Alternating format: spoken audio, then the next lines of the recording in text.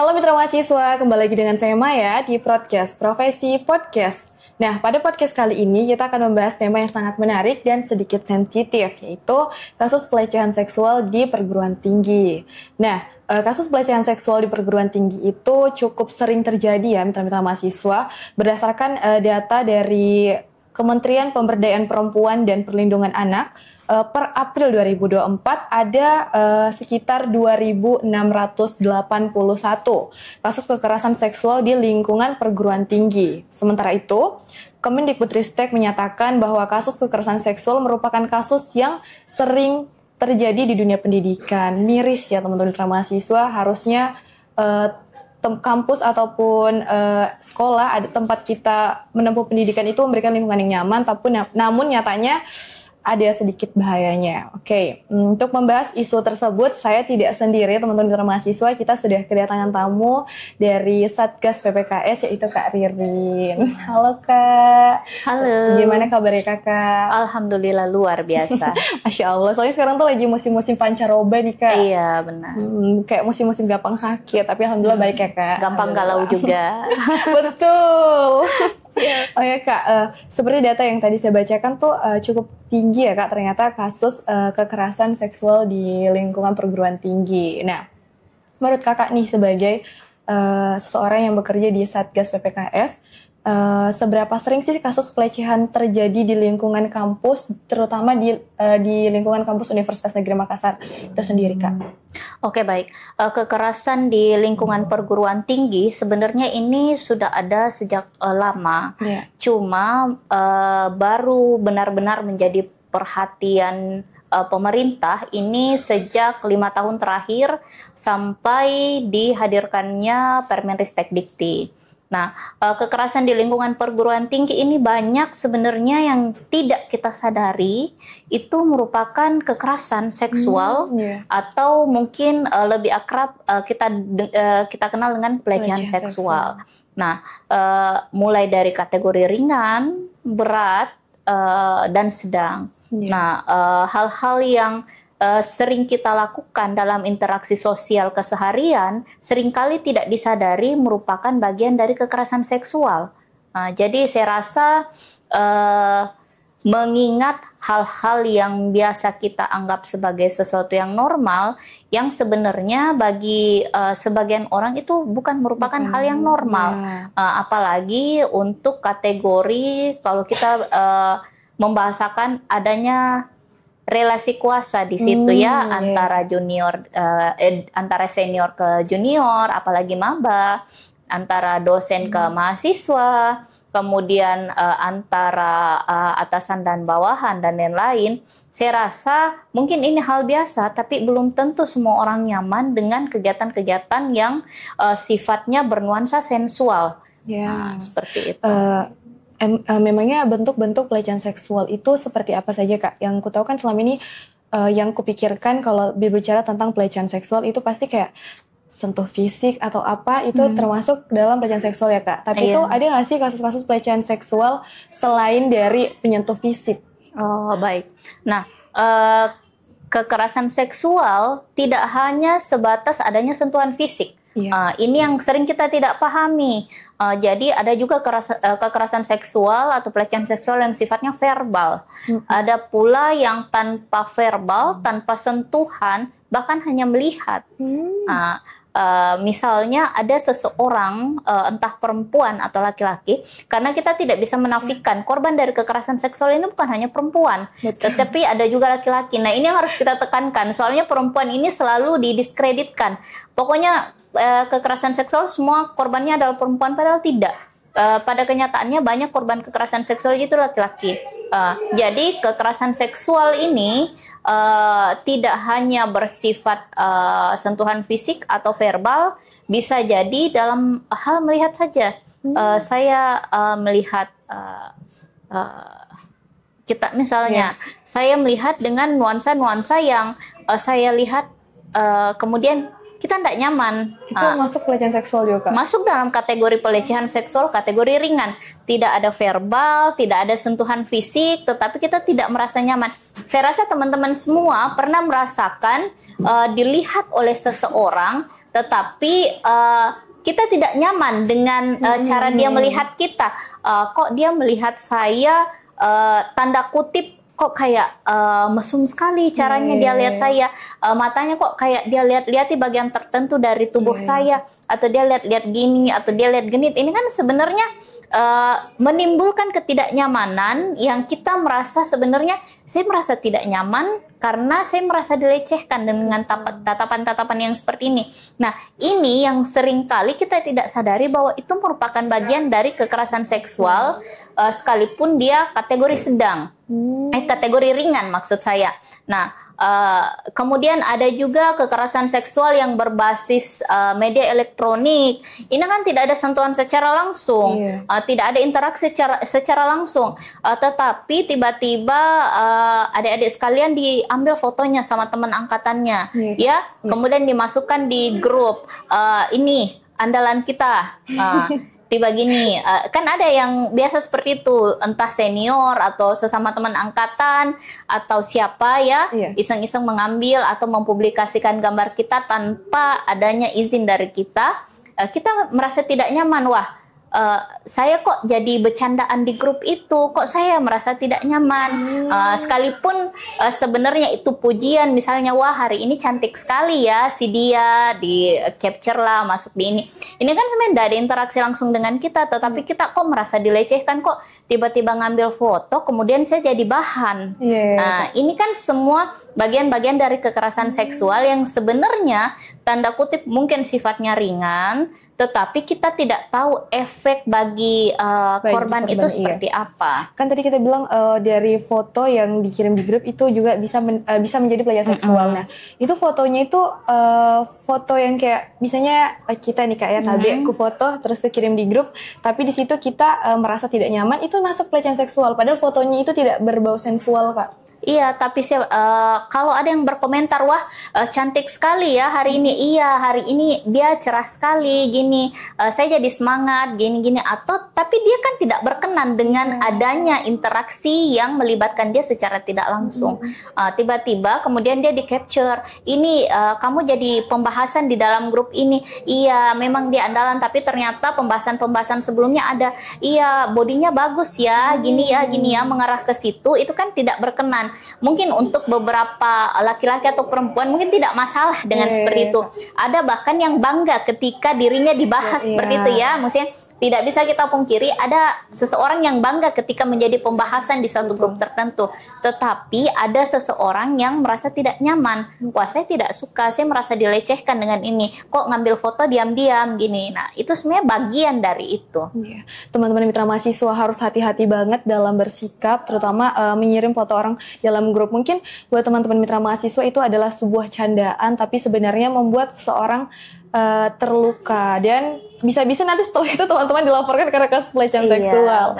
Terus teman-teman mitra mahasiswa juga yang punya gebetan tuh jangan sembarang melihat ya Kak, karena pandangan mata pun bisa menjerumus ke pelecehan seksual begitu. Nah, tadi kan Kakak mengatakan bahwa ada pelecehan seksual yang menengah, yang di bawah dan yang tinggi. Nah, itu apa saja tuh Kak pelecehan seksual yang kayak di bawah, apa yang kategori bawah, ringan, sedang dan berat. Iya, itu maksud saya apa saja yang disebut apa saja yang dikatakan sebagai kategori rendah, terus tengah dan berat itu apa saja? Baik, kalau kekerasan seksual kategori ringan seperti yang saya bahasakan tadi, misalnya melihat, tetapi melihat ini pun satu kali dilihat dengan tidak nyaman, jangan langsung melaporkan. Jadi harus ada upaya dulu ya di situ, karena proses pembuktiannya kan pasti akan kok bagaimana Satgas memeriksa, kan kita cuma dilihat. Jadi untuk yang kategori ringan-ringan itu biasanya kita menegur dulu si pelaku ya, diadakan teguran, Kak Ibnu maaf, jangan lihat-lihat saya seperti itu, saya merasa tidak nyaman ketika saya dilihat seperti itu, saya merasa tidak nyaman, atau mungkin lebih ekstrimnya, jangan lihat-lihat saya kayak gitu, pandangannya kayak mesum sekali itu, kayak gitu, diperingatkan dulu. Kalau besok masih terjadi, diingatkan lagi. Kalau ketiga kali silahkan mengadukan laporan. Jadi bisa jadi itu sudah kesengajaan. Jadi pertama kedua mungkin ketidaksengajaan ya, hilaf atau apa, tapi kita tidak nyaman. Tapi setidaknya ditegur dulu orangnya. Kemudian dalam WhatsApp pun seperti itu, diingatkan saya tidak suka menjadi pembahasan dalam grup WhatsApp ini, dan saya tidak berkenan ketika ada orang yang mengambil foto saya diam-diam kemudian menjadikan saya pembahasan. Nah, jangan lupa stiker-stiker pun di WhatsApp itu kalau ada yang bernuansa porno atau sensual atau pembahasan itu jangan sampai ada di grup WhatsApp yang tidak berkenan. Ini kan sering kali terjadi ya, membahas sesuatu padahal dia tidak sadar bahwa itu merupakan ranah publik banyak orang di dalam, dan tidak semua orang sepemikiran ya.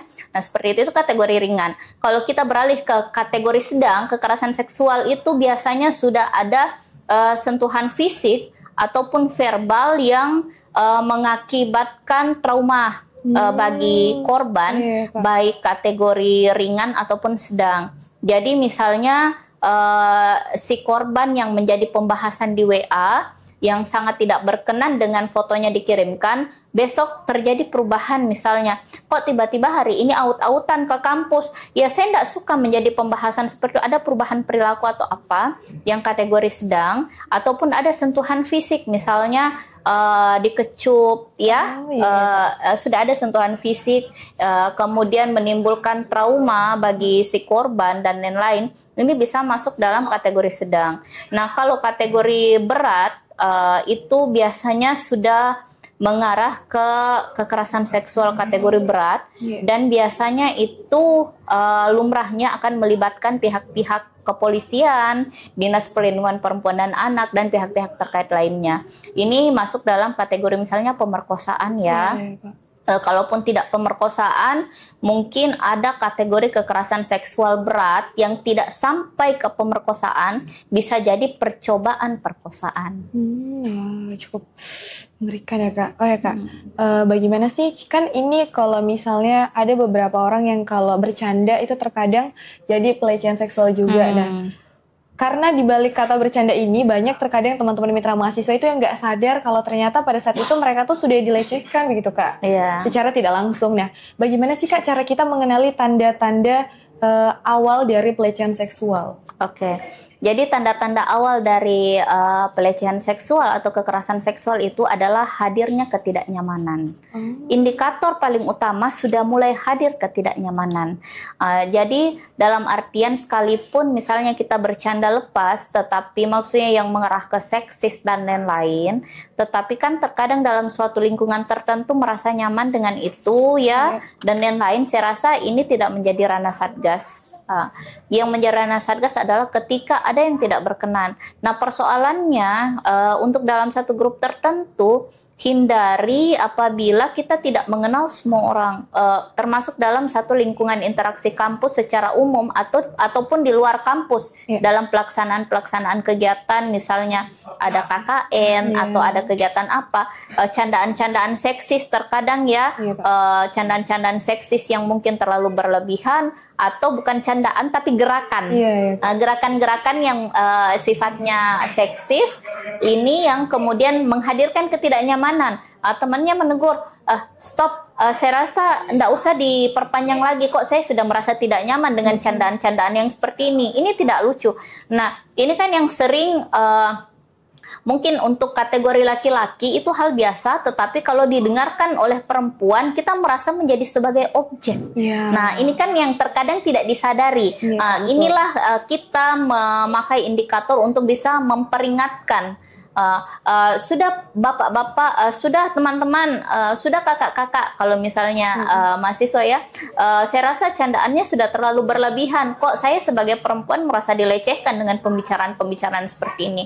Jadi ini bisa menjadi kontrol supaya tidak terjadi hal-hal yang lebih jauh, saya rasa ya. Berarti kalau misalnya ada dirasa kita tidak nyaman, alangkah baiknya kalau kita menegur ya Kak, supaya tidak terjadi lebih jauh lagi.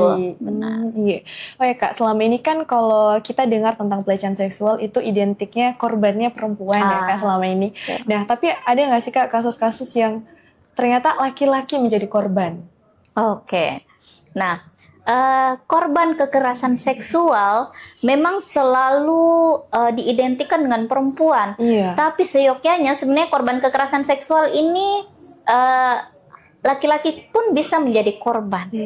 Tidak hanya kategori ringan, sedang, atau berat, tetapi juga candaan-candaan pun bukan tidak mungkin laki-laki yang menjadi objek di sini. Kenapa saya bilang sebagai objek? Objek ini kan cenderung menjadi hal atau barang, bahan-bahan obrolan candaan yang sifatnya seksis, ya. Nah, jadi sebenarnya rasa sensitivitas, rasa naluri untuk melindungi diri dari hal-hal yang negatif ini tidak hanya dirasakan oleh teman-teman perempuan. Saya rasa teman laki-laki juga begitu. Cuma mungkin sensitivitas dan lain-lain, rasa malu lebih banyak ke laki-laki, gengsi ya, dalam tanda kutip gengsi untuk mengakui bahwa dia adalah korban dari kekerasan seksual, pelecehan-pelecehan yang sifatnya verbal dan lain-lain. Nah, jadi kalau kita melihat data ini, saya rasa mulai terjadi pergeseran ya. Jadi korban kekerasan seksual ini tidak hanya perempuan, laki-laki pun. Jadi saya pun mendapatkan kalau di lingkungan UNM ada beberapa teman-teman yang laki-laki, baik dosen, mahasiswa, ataupun kategori lainnya, warga kampus ya. Warga kampus yang laki-laki ini sempat konsultasi beberapa hal yang menurut mereka kok saya tidak nyaman seperti ini. Iya Pak, itu sebenarnya bagian dari kekerasan seksual. Tetapi bagaimanapun banyak laki-laki yang memilih untuk tidak melaporkan bahwa dia menjadi korban kekerasan seksual karena ini merupakan suatu aib. Saya rasa bagi perempuan pun saya rasa seperti itu, tetapi laki-laki ini jauh lebih rentan untuk tidak melaporkan kasus kekerasan seksual, saya rasa. Kita ambil contoh di Eropa misalnya, kasus kekerasan seksual kategori berat, yakni perkosaan untuk di Eropa, ini 70% korbannya adalah laki-laki. Laki-laki. Iya, korban kekerasan seksual kategori laki-laki ini dan pelakunya itu laki-laki atau perempuan. Jadi bisa penyuka sesama jenis atau yang kategori normal. Jadi kita lihat pergeseran ke Indonesia, saya rasa di media sosial ini, di media massa sudah banyak juga yang memperlihatkan adanya kasus kekerasan seksual terhadap laki-laki. Cuma tidak seterpublis kalau perempuan. Nah, jadi sebenarnya sudah ada pergeseran. Ini terlepas dari perkembangan kaum sesama jenis yang semakin marak atau yang lainnya, tetapi pada faktanya korban kekerasan seksual saat ini tidak hanya perempuan, tetapi juga laki-laki. Iya.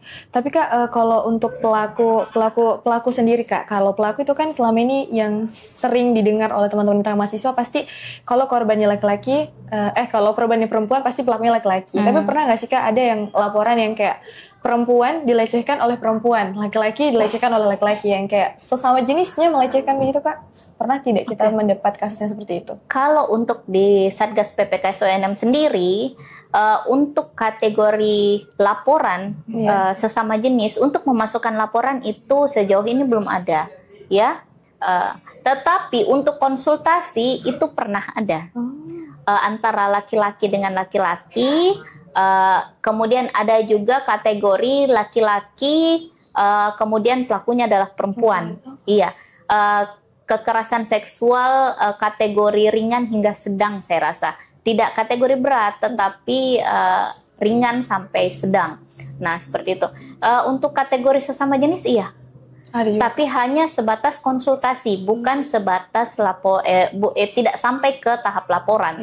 Tapi kalau sesama jenis tuh kayaknya akan lebih susah mengenalinya ya Kak. Apalagi kalau sesama perempuan tuh terkadang kita kayak yang bercanda-bercanda, maksudnya kayak lebih enak didengar berbeda dengan laki-laki. Jadi tuh kayak ketersinggungannya atau ketidaknyamanannya akan apa ya Kak?